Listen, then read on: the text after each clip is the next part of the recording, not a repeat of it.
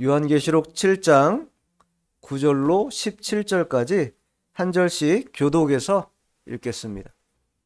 이 일 후에 내가 보니 각 나라와 족속과 백성과 방언에서 아무도 능히 셀 수 없는 큰 무리가 나와 흰 옷을 입고 손에 종려가지를 들고 보호자 앞과 어린 양 앞에 서서 큰 소리로 외쳐 이르되 구원하심이 보좌에 앉으신 우리 하나님과 어린 양에게 있도다 하니 모든 천사가 보좌와 장로들과 네 생물의 주위에 서 있다가 보좌 앞에 엎드려 얼굴을 대고 하나님께 경배하여 이르되 아멘 찬송과 영광과 지혜와 감사와 존귀와 권능과 힘이 우리 하나님께 세세토록 있을지어다 아멘 하더라. 장로 중 하나가 응답하여 나에게 이르되 이 흰옷 입은 자들이 누구며 또 어디서 왔느냐? 내가 말하기를 내 주여 당신이 아시나이다 하니 그가 나에게 이르되 이는 큰 환난에서 나오는 자들인데 어린 양의 피에 그 옷을 씻어 희게 하였느니라. 그러므로 그들이 하나님의 보좌 앞에 있고 또 그의 성전에서 밤낮 하나님을 섬김에 보좌에 앉으신 이가 그들 위에 장막을 치시리니 그들이 다시는 줄이지도 아니하며 목마르지도 아니하고 해나 아무 뜨거운 기운에 상하지도 아니하리니 이는 보좌 가운데에 계신 어린 양이 그들의 목자가 되사 생명수 샘으로 인도하시고 하나님께서 그들의 눈에서 모든 눈물을 씻어 주실 것임이라. 아멘. 오늘 말씀의 제목은 흰옷 입은 성도, 흰옷 입은 성도라는 제목으로 하나님의 말씀을 증거하도록 하겠습니다. 성도라는 것은 한자죠. 거룩한 무리다. 거룩할 성자에다 무리도자를 써서 거룩한 무리를 뜻할 때 우리가 성도다 이렇게 말합니다. 성도란 그럼 대체 어떤 사람들인가? 우리가 성도라고 부르기도 하고 또 나 스스로도 성도라고 말하기도 하는데 과연 그럼 성도라고 하는 자가 어떠한 아이덴티티를 갖고 있는가? 어떠한 정체성 가운데에서 살아가는가? 나 스스로도 알지 못한다면 다른 사람에게 그것을 전해주지도 못할 것입니다. 그래서 오늘 본문을 통해서 흰옷 입은 성도란 과연 어떠한 자들인가에 대해서 살펴보려고 합니다. 성도라는 것을 지칭할 때 오늘 본문 요한계시록 7장의 말로 의하면 흰옷 입은 무리다 이렇게 말합니다. 흰옷 입은 무리다. 희다라는 것은요 깨끗하다라는 것을 상징하지요. 깨끗하다. 그것을 우리가 흔히 성결 또 의를 상징한다 이렇게 말합니다. 즉 성도라는 것은 성결과 의의 옷을 입고 살아가는 자들이다라고 말할 수 있을 것입니다. 그러니 성도가 그저 교회에 왔다 갔다 하면서 그냥 시간 되면 왔다 갔다 하는 그러한 자들이 아니라 참으로 삶 속에서 성결과 의를 옷 입고 살아가는 자들, 그러한 자들이 바로 성도다 이렇게 말할 수 있는 것입니다. 그러니 개인적으로 어떤 자신의 유불리를 따라서 여기도 가고 저기도 가고 또 이러한 행동을 했다가 저런 행동을 하는 그러한 편의주의적인 그러한 방식으로 살아가는 자들이 아니라 원칙이 있다라는 거예요. 그 원칙이 바로 뭐냐? 성결해야 된다. 또 의로워야 된다라는 거예요. 그 옷을 입은 자들이 바로 성도다. 이렇게 말할 수 있는 것입니다. 누가복음에 보면 사가랴가 그러한 내용을 잘 노래로 표현하고 있는데 자 누가복음 한번 찾아보겠습니다.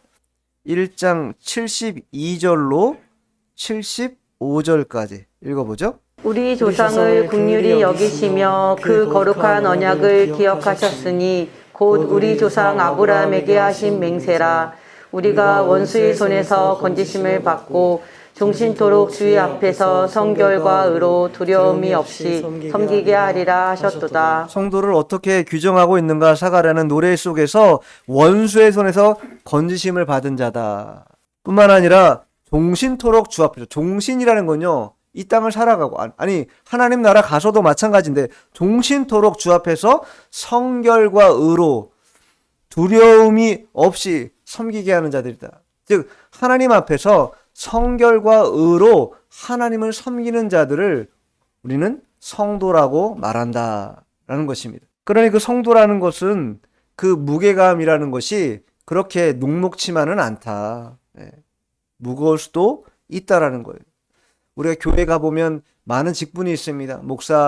목사님도 있고, 뭐, 장로님도 있고, 권사님도 있고, 집사님도 있고, 권찰님도 있고 다 있는데, 그런 직분이 문제가 아니라 가장 그런 모든 직분을 아우르는 가장 큰 틀이 바로 뭐냐? 성도다라는 거예요. 그리고 성도라는 것은 하나님을 섬기는 자들인데, 어떻게 섬기는가? 성결과 의의 옷을 입고 섬기는 자들이다라는 것이 오늘 본문은 그러한 내용을 구체적으로 좀 더 자세하게 우리에게 알려주고 있다. 그러면 과연 흰옷 입은 무리, 즉 흰옷 입은 성도라는 것은 어떻게 나오는가에 대해서 나중에 말씀드리겠는데 오늘 본문은요, 사도 요한이 천사에게 이끌림을 받습니다. 그래가지고 여섯째 인을 떼요. 여섯째 인을 떼고 그 다음에 일곱 번째 인을 떼면서 나팔 재앙이 시작되는데 그 여섯 번째 인을 떼고 일곱 번째 인을 떼기 직전에 그 상황, 그 가운데 상황을 우리에게 보여주고 있는 것입니다. 그 가운데 무슨 일이 있는가? 그 가운데 하나님의 천사가 뭐라고 여섯 번째 인을 떼면서 말하냐면 하나님의 진노를 아무도 막을 수 없다라는 것입니다. 자, 6장 12절 한번 읽어보죠. 내가 보니 여섯째 인을 떼실 때 큰 지진이 나며 해가 검은 털로 싼 상복같이 검어지고 달은 온통 피같이 되며 여섯 번째 인을 떼실 때 큰 지진이 난다. 그렇게 하나님의 진노의 일들이 펼쳐지게 될 거다라는 것을 묵시적으로 보여주고 있습니다. 그리고 그 진노의 하나님의 모습을 17절에는 어떻게 설명하고 있나요? 그들의 진노의 큰 날이 이르렀으니 누가 능히 서리요 하더라. 그 하나님의 진노를 아무도 막을 자가 없습니다. 설 수도 없습니다. 그런데 오직 하나님의 긍휼하심을 덧입은 자들, 그러한 자들은 하나님의 긍휼하심을 통해서 그 진노를 피할 수 있다라는 것을 우리에게 말해주고 있는 것이 하나님이 우리에 대하여 억제하고 유보하시는 일들이 생각보다 많습니다.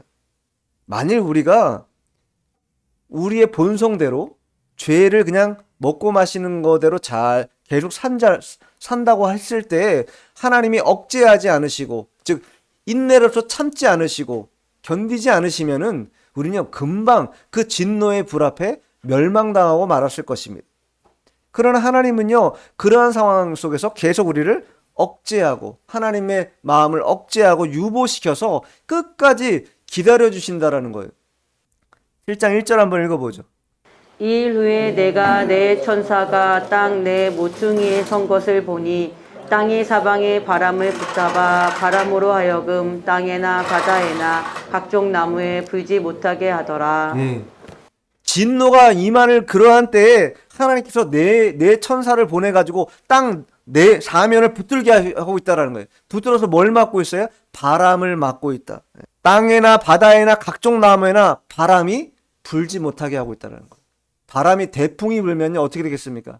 온데 없이 다 소멸되고 말 것입니다. 그러나 하나님께서 그것을 막고 계신다라는 거예요. 억제하고 계신다는 거예요. 유보하고 계신다라는 거예요. 뿐만 아니라 자 3절도 한번 읽어보죠. 이르되 우리가 우리 하나님의 종들의 이마에 인치기까지 땅이나 바다나 나무들을 해하지 말라 하더라. 하나님의 종들, 즉 하나님의 백성들의 인치기까지는 절대로 바람도 불지 말고 해를 가하지 말아라. 하나님께서 유보하고 있다라는 거예요. 이미 인재앙이 시작됐습니다. 그렇기 때문에 그 재앙을 받을 수밖에 없는 그런 상황인데 하나님이 유독 하나님의 자녀들에 대해서 즉 성도들에 대해서 뭐하고 있는 거? 해를 받지 않도록 특별히 억제하고 보호하고 계신다라는 거예요. 하나님이 그와 같이 우리를 사랑하고 계신다. 그와 같이 우리를 하나님의 극진한 마음으로 돌보고 계신다라는 것을 말해주는 것입니다. 자, 그래서 이제 본문이 시작되는데 본문 9절 읽어보죠. 9절. 이 일 후에 내가 보니 각 나라와 족속과 백성과 방언에서 아무도 능히 설 수 없는 큰 무리가 나와 흰 옷을 입고 손에 종려 가지를 들고 보좌 앞과 어린 양 앞에 서서 이 일 후에라는 것은 어떤 일이 후입니까? 하나님께서 대풍을 지금 멈추신 거죠, 잠깐. 예, 멈추고 계시고 또한 14만 4천이라고 하는 그런 하나님의 자녀들의 수, 상징적인 수인데 그 인침받은 자들을 다 정하신 후 그때를 말하는 거예요. 그때 9절에 보니까 그러한 자들을 뭐라고 말씀하고 있는가 하면 능히 셀 수 없는 큰 물이다. 4절에는요 14만 4천이라고 분명히 숫자적으로 명시합니다. 그러나 9절에서는 14만 4천이라고 명시하지 않고 능히 셀 수 없는 큰 물이다 이렇게 말한다라는 거예요. 그러니 14만 4천이라고 딱 숫자적으로 정해놓은 게 아니라는 거예요. 그만큼 수요가 많다라는 거예요. 그런데 그 앞에 보니까 각 나라와 족속과 백성과 방언이라는 것, 하나님의 구원의 보편성이라는 것은 어느 특정한 민족 혹은 특정한 사람들의 차지가 아니라 온 인류, 모든 나라와 모든 민족과 모든 사람에게 다 보편적으로 구원의 일들이 나타나게 될 것을 말씀해주고 있는 것이, 선민 이스라엘 백성들은 자신들만 구원받은 민족이다 이렇게 말했지만 하나님은 그렇게 말씀하지 않는다라는 거예요. 모든 족속과 백성들, 또 민족들, 또 나라들 다 하나님 편에서 택한 백성들이 있다라는 것을 말해주고 있고, 그러한 자들이 얼마나 많은지 능히 셀 수 없는 큰 물이다 이렇게 수요가 크다라는 것을 상징적으로 표현하고 있는 거예요. 그러니 신천지들이 14만 4천이다 이렇게 말하는 건 허황된 것이죠. 단순히 숫자적으로만 말하고 있는 거예요. 자신들도 속이는 것이죠. 하나님의 말씀을 어미하신 말씀으로 알고 잘 받들어서 해석하고 살피려고 하는, 연구하려고 하는 그런 마음을 가져야 되는데, 인간을 유익하게 하고 인간을 좋게 하려고 성경을 해석하고 만드는 것은 가장 악한 일입니다. 그런 일을 행해서는 안 되는 것이죠. 어쨌든 하나님은 이와 같이 많은 수요를 이 땅에 남겨두셨다. 그만큼 흰옷 입은 자들이 많다라는 거예요. 예수님도 요한복음 6장 37절에 보면요 이렇게 말씀하셨어요. 아버지께서 내게 주시는 자는 다 내게로 올 것이요 내게 오는 자는 내가 결코 내쫓지 아니하리라. 주님께로 오는 자를 결코 내쫓지 않으신다라는 거예요. 아버지께서 정해주신 택한 백성들이 주님께로 오는 것을 막지도 않고 그들을 내쫓지도 않고 다 그들을 받아들인다, 다 보호하신다라는 것이. 그래서 예수의 옷에, 예수의 피에 씻은 그러한 옷을 입은 자들만 하나님 앞에 나아갈 수 있다라는 거예요. 깨끗하고 정결한 상태에서 나갈 수 있다라고 말하고 있는 것입니다. 그럼 흰옷을 입고, 자, 왜 9절에 보면요 흰옷 입고 손에 뭘 들었다고요? 종려가지를 들었다. 오늘은 종려주일입니다. 예수님께서 예루살렘에 입성한 그러한 날입니다. 그때 유다 백성들이 무엇했습니까? 종려나무 가지를 흔들면서 왕으로 오신 주님을 막 찬송하고 경배하지 않았습니까? 그러나 그것도 잠시였죠. 그 주간에 바로 우리가 흔히 말하는 고난주간이라고 말하지요. 예. 예수님이 당할 그 고난의 일들을 종려주일을 지나고 난 그 시점부터 우리에게 말해준다라는 거예요. 어쨌든 종려나무 가지라는 것은 승리를 말하고 기쁨을 의미하는 그러한 가지입니다. 그런데 흰옷 입은 자들이 손에 종려가지를 들고 보좌 앞과 어린 양 앞에 서 있다. 근데 서서 뭐 하는가? 서서 무슨 일을 하는가? 자, 본문 10절 한번 읽어보겠습니다. 큰 소리로 외쳐 이르되 구원하심이 보좌에 앉으신 우리 하나님과 어린 양에게 있도다 하니. 흰옷을 입고 종려가지를 흔들면서 큰 소리로 외치는데 무엇을 외치는가? 구원의 하나님, 구원의 예수님을 뭐 하는 거예요 지금? 찬양하고 있는 거예요. 우리가 성도라고 할 때 가장 근본적으로 할 일이 뭐냐? 하나님이 구원해 주신 그 구원의 일들을 뭐 하는 거예요? 찬양하는 것입니다. 그 하나님과 어린 양이신 예수님을 높이는 거예요. 경배하는 거예요. 그것이 바로 우리가 할 일이라는 거예요. 왜냐하면 그것은요, 절대적으로 하나님의 은혜이기 때문입니다. 인간은 결코 구원을 받고 싶다고 해도 그 구원의 방주에 오를 수가 없는 것입니다. 전적으로 타락한 자들이고 악한 자들이기 때문에 자신의 힘이나 능력으로는 결코 구원받을 수 없는 자들입니다. 그러한 자들을 하나님이 어떻게 하신 거예요? 먼저 찾아와 주시고 먼저 사랑해 주셔서 우리를 구원해 주신 거라는 거예요. 그러니 그 하나님을 높이고 찬양하는 것 합당한 일인 것이죠. 지금 이 상황이 어디서 벌어지고 있는 거예요? 천상에서 벌어지고 있는 거예요. 사도 요한이 환상 가운데 보고 있는 것이잖아요. 하나님 나라 올라갔을 때 이런 일이 벌어진다라는 거예요. 많은 자들이 모여서, 흰옷 입은 무리들이 모여서 하나님과 어린 양이신 예수님을 높이고 구원해 주신 것을 경배하는 그런 일들을 한다라는 거예요. 그러면 그게 천상의 모습인데 이 땅에서는 어떻습니까? 이 땅에서는 그러면 다르게 예배드립니까? 아니죠. 똑같습니다. 천상이나 지상이나 우리는 다 어디 있든지 그 구원의 하나님, 우리를 구원해 주신 그 하나님을 높이고 찬송하는 일, 그 일을 우리가 행하는 자들이라는 거예요. 그러한 자들이 바로 성도다, 이렇게 말하는 것입니다. 그리고 그것이 우리의 본분이다, 이것이. 자, 그러면서 그 찬송과 함께 11절 12절 읽어보겠습니다. 모든 천사가 보좌와 장로들과 내 생물의 주위에 서 있다가 보좌 앞에 엎드려 얼굴을 대고 하나님께 경배하여 이르되 아멘. 찬송과 영광과 지혜와 감사와 존귀와 권능과 힘이 우리 하나님께 세세토록 있을지어다. 아멘 하더라. 아멘. 보좌 앞에 엎드려 있다. 이거는 예배 드리는 것이죠. 보좌 앞에 엎드려서 하나님께 경배하고 있다. 하나님을 높인다라는 거죠. 이 모든 것들이 다 하나님 나라에서도 나타나는 일이라는 것이, 우리가 오늘 이 2023년도 4월 2일, 4월 첫째 주에 다 같이 모여서 하나님 앞에 예배 드리는 것도 이와 동일한 것입니다. 보좌 앞에 계신, 지금 우리 육신의 눈으로는 보이지 않지만 그러나 하나님은 살아계시기 때문에 우리의 영안을 열어서 영과 진리로 주님 앞에 예배 드린다 할 때에 그 예배를 하나님이 다 흠양하시고 받으신다라는 거예요.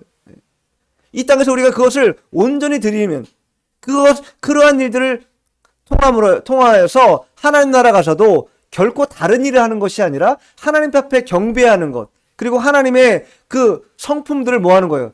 높여드리는 것, 그것을 하는 것이 성도의 본분이라는 거예요. 그래서 12절에 뭐라 말합니까? 찬송과 영광과 지혜와 감사와 존귀와 권능이 우리 하나님께 세세토록 있다. 영원토록 있다라는 거예요. 오직 하나님만이 영광을 받으시고 권능을 받으시기에 합당하신 분이다라고 찬송과 경배를 올려드리는 일이 바로 우리의 일이라. 이것이 구원받은 자들은요, 다른 것에 감사하는 것이 아니라 구원해 주신 하나님 앞에 그냥 감사하는 거예요. 감사하기 때문에 뭐 하는 거예요? 여러분이 이 자리에 나와서, 저도 함께 이 자리에 나와서 하나님 앞에 경배하는 것입니다. 네. 그리고 우리가 구원받은 것에 감사하기 때문에 어제 토요일 날 각자 개인의 시간을 다 내려놓고 모여가지고 교회를 위해서, 하나님 나라를 위해서 전도하고 봉사하고 함께하는 것입니다. 우리가 내가 부귀영화를 이 땅에서 누리기 위해서, 또 많은 것들을 얻기 위해서 하는 게 아니라는 거예요.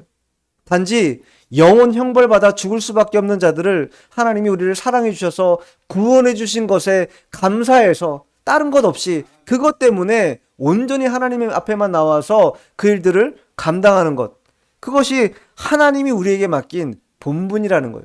다른 것 하지 말고 너희들은 거룩한 옷 입고 의의 옷을 입고 하나님 앞에 찬송과 경배만 올려드리면 된다라는 거예요. 그러나 그것이 단순히 주일날 예배 시간 1시간만 드리면 된다? 그것이 아니죠. 분명히 주일 예배 때 드리는 것 물론이고 우리의 삶 속에서 성결의 옷과 의의 옷을 입어서 그것을 가지고 생활하는 것, 그것이 주님이 우리에게 요구하고 원하시는 바다라는 것이. 자, 본문 돌아와서 13절 읽어보죠. 장로 중 하나가 응답하여 나에게 이르되 이 흰옷 입은 자들이 누구며 또 어디서 왔느냐. 장로가 지금 요한에게 묻고 있는 거예요.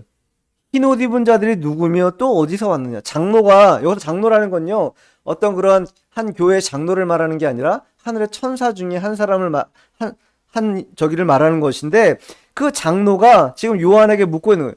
예. 여기 흰 옷 입은 자들이 누구냐?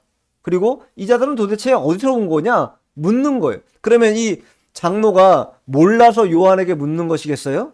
아니죠. 이미 다 알고 있지요. 그러나 이 사실을 요한에게 자세히 알려주기 위해서 지금 묻고 있는 거예요. 그러자 요한이 뭐라고 답합니까? 자, 14절 읽어보겠습니다. 내가 말하기를 내 주여 당신이 아시나이다 하니 그가 나에게 이르되 이는 큰 환난에서 나오는 자들인데 어린 양이 피에 그 옷을 씻어 희게 하였느니라. 예, 사도 요한이 겸손하죠. 물론 모르기도 했지요. 내 주여 당신이 아시나이다. 나는 모릅니다. 이 흰 옷 입은 자들이 어디서 나오는지도 모르고 그리고 어디서 왔는지도 모릅니다. 이렇게 말하고 있는 거예요. 그러자 장로가 답을 해줘요. 첫 번째, 이 흰 옷 입은 자들이, 즉 흰 옷 입은 성도라 말하는 이 무리들은 어떠한 자들이냐? 첫 번째, 큰 환난에서 나오는 자들이다. 여기 큰 환난이라는 것은요, 종말에 겪을 대환난을 가리키는 것입니다. 그 대환난에 그 통과한 자들, 그 환난을 통과한 자들을 말한다. 자, 다니엘서 한번 찾아보겠습니다. 구약 성경인데 다니엘서 12장 1절 한번 읽어보죠.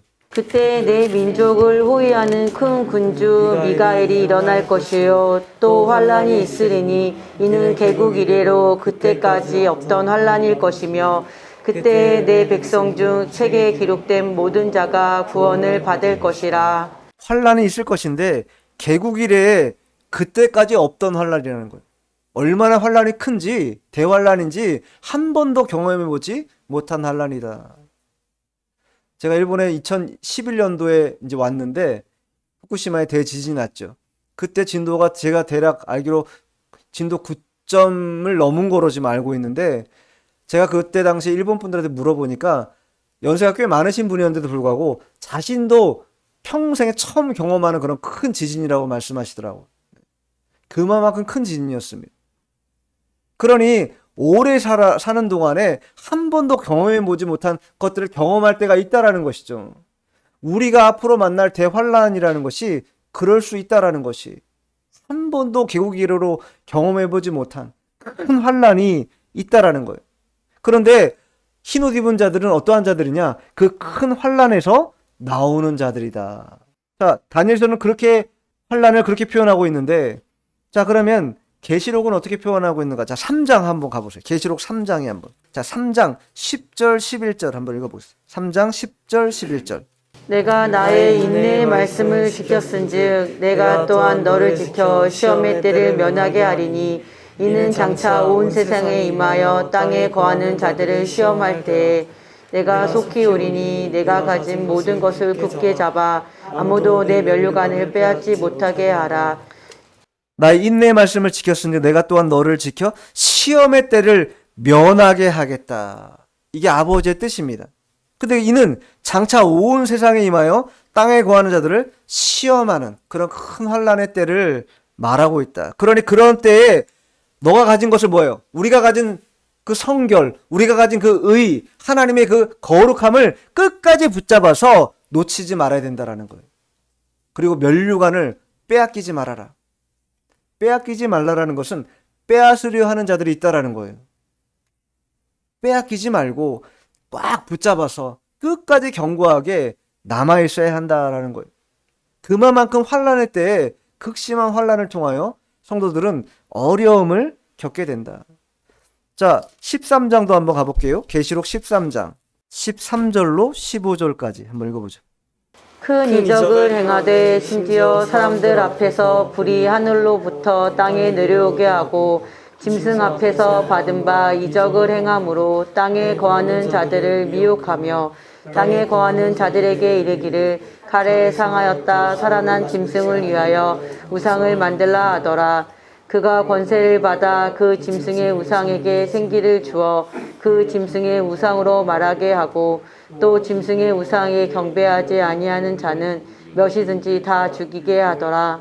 우상에게 경배하지 않으면 다 죽게 만드는 그러한 때, 우리는 누구에게만 경배해야 된다고 말씀하셨어요? 하나님께서 하나님께만 경배해야 되는 자들인데, 이제 세상 끝날에 올 이 환란의 날들은요, 하나님이 아니라 우상들에게 경배하지 않으면, 우상들에게 절하지 않으면 다 죽이겠다라고 엄포를 놓는, 실제로 엄포뿐만 아니라 실제로 그러한 일이 벌어지는 일들이 나타나게 될 거다.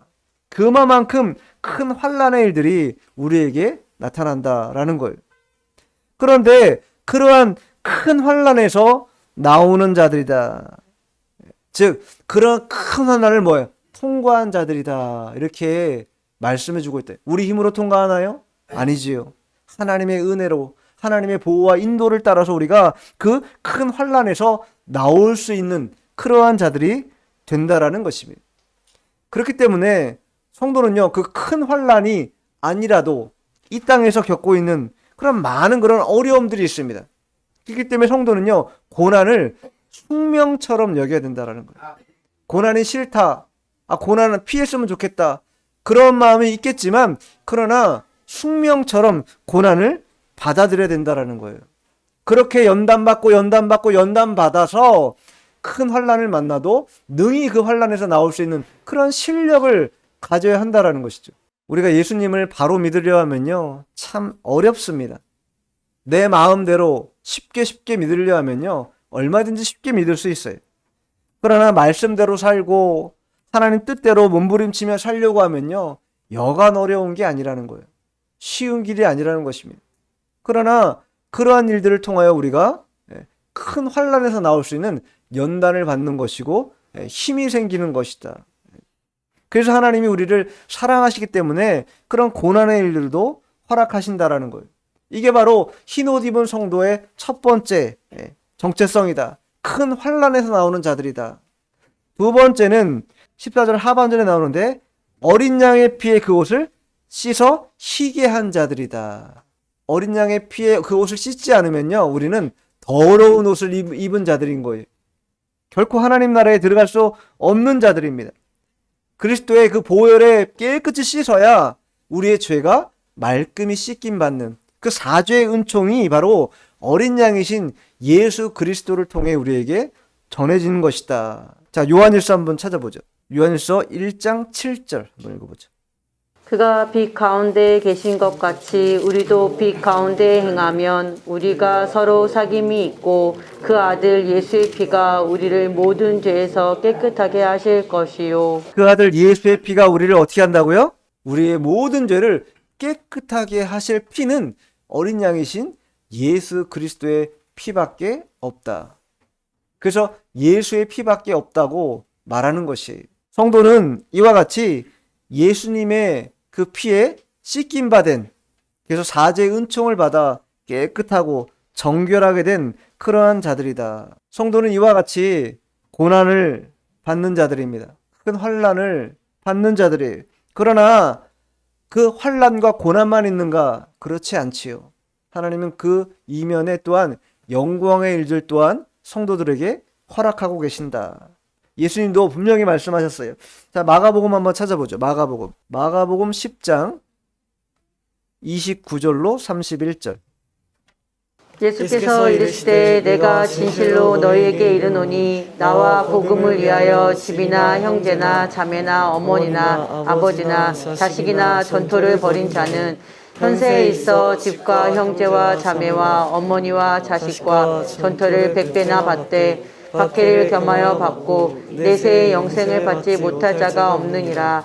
그러나 먼저 된 자로서 나중되고 나중된 자로서 먼저 될 자가 많으리라. 박해를 겸하여 받고 내세 영생을 받지 못할 자가 없다. 우리가 당하는 여러 가지 환난의 일들, 고난의 일들이 있습니다. 그러나 그것을 잘 통과하면, 그 큰 환난을 잘 통과하고 나면, 나오고 나면 하나님께서 그러한 자들에게 영생을 받지 못할 자가 없는, 다 영생을 그들에게 허락해 주신다.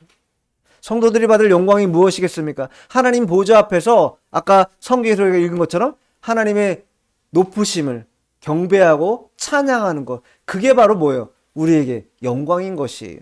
다른 것이 영광이 아니라 우리에게 주신 하나님의 영광은 우리가 하나님의 보좌 앞에서 하나님을 높여드리는 것, 그분의 성품을 높이는 것, 경배하는 것, 그것이 하나님이 우리에게 주신 영광의 일들이다. 또 성도에게만 주신 특권이다. 이렇게 말할 수 있습니다. 자, 본문 15절, 본문 돌아와서 15절 읽습니다.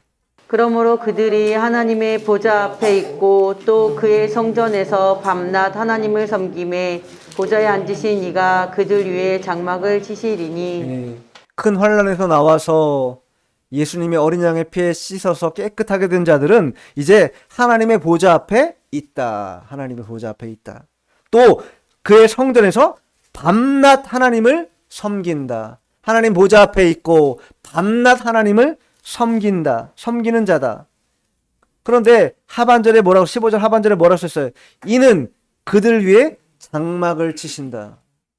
하나님께서요. 그러한 백성들, 하나님의 백성들의 위에 뭐예요?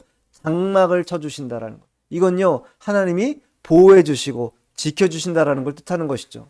하나님의 백성들을 끝까지 지켜주시고 인도해 주시는 그러한 놀라운 하나님의 은혜의 일들이 나타나게 될 것을 우리에게 보여주고 있는 것입니다. 자, 마지막 16절, 17절 읽겠습니다. 그들이 다시는 줄이지도 아니하며 목마르지도 아니하고 해나 아무 뜨거운 기운에 상하지도 아니하리니 이는 보좌 가운데 계신 어린 양이 그들의 목자가 되사 생명수 샘으로 인도하시고 하나님께서 그들의 눈에서 모든 눈물을 씻어 주실 것임이라. 하나님의 백성들의 장막을 치셔서 해나 아무 뜨거운 기운에 상하지 않게 해주신다. 또한 어린 양이신 목자이신 예수님은 우리를 생명샘으로 인도해 주신다. 어디서 많이 본 것 같지 않습니까?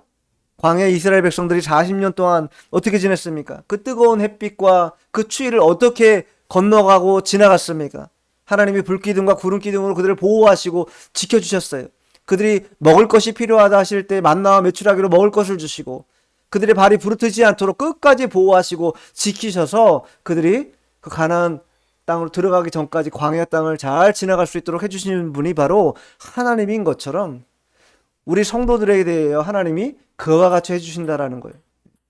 장막을 쳐가지고 그 장막을 치고 난 다음에 뜨거운 기운에 상하지 않고 생명수샘으로 인도받을 수 있도록 그와 같이 우리를 이끌어 주신다. 그러면서 17절 마지막 하반절에 뭐라 하나님께서 그들의 눈에서 모든 눈물을 씻어 주실 것이다. 눈물을 왜 흘리나요? 물론 기쁨의 눈물도 간혹 있지만 대체적으로 눈물을 흘린 경우는 슬픔이 있고 고통이 있고 아픔이 있을 때 눈물을 흘립니다. 그러나 하나님의 보좌 앞에 나아가면 하나님이 어떻게 그들의 눈을 다 씻겨주시고 깨끗게 해주셔서 결코 눈물 흘릴 일 없도록 그렇게 해주신다 약속하고 있는 것입니다. 흰옷 입은 성도는요 이와 같이 자신의 힘이 아니라 하나님의 절대 주권을 통해서 구원받은 그러한 자들입니다. 또한 그러한 자들은 큰 환난에서 나오는 자들이다 뿐만 아니라 어린 양의 피에 그것을 씻어서 깨끗이 된 자들이다. 더럽지 않고 깨끗하게 된 자들이다 라는 것이. 그렇기 때문에 성도들은 이 땅에서 결코 어려움이 있다 해도 힘들고 지치는 이들이 있다 해도 끝까지 인내하며 경주할 필요가 있습니다. 왜? 우리가 받을 하나님의 영광이 너무 크기 때문에, 우리가 받을 하나님의 놀라운 그런 은택이 너무 크기 때문에 이 땅에서 여러 가지 어려움을 만난다 할지라도 잘 견디고 인내하며 그 길을 걸어가야 한다. 로마서 5장 3절 4절에 보면요 이렇게 말씀합니다. 다만 이뿐 아니라 우리가 환난 중에도 즐거워하나니 이는 환난은 인내를, 인내는 연단을, 연단은 소망을 이루는 줄 압니다. 환난이 있습니다. 그러나 그 최종적인 종착역은 결국 무엇이냐? 소망이라는 것이 성도에게만 주어진 것입니다. 이번 주간이 고난 주간입니다. 예수님의 그 고난을 우리가 생각하면서 우리도 그 고난에 동참하는 그런 한 주간이 되어야 될 텐데, 성도라고 하는 그런 입장에서 우리는 큰 환난에서 나온 자들이고 또한 어린 양의 피에 씻김 받은 그러한 자들이기 때문에 이 환난의 일 또한 능히 건너가게 해주시는 분이 하나님이신 줄 알고 믿음으로 나아가는 그런 우리가 되어야 되겠습니다. 기도하겠습니다.